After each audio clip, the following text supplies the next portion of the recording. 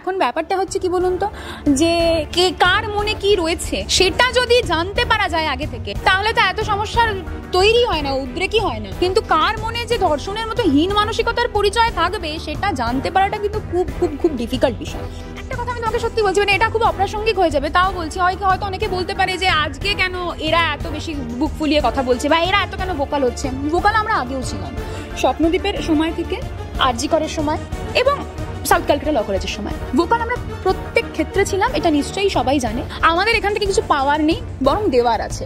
আমরা এটা আজকে বলছি যে এর দায়, ওর দায়, সরকারের দায়, বিরোধীর দায়, দাদার দায়, অমুক দাদার দায়, তমুক দাদার দায়। কই, আমরা তো এটা বলছি না যে আমরা একটা বায়াসনেস ছাড়া আনবায়াসড প্রক্রিয়া দেখতে চাই, আইনি প্রক্রিয়া, যেখানে এই দর্শকদের উপযুক্ত শাস্তি হোক। আমরা তো সেটার জন্য কেউ বলছি না, সেটার জন্য কেউ গলা ফাটাচ্ছি না, সবাই খালি বলেছি এর দায়, ওর দায়, তার দায়।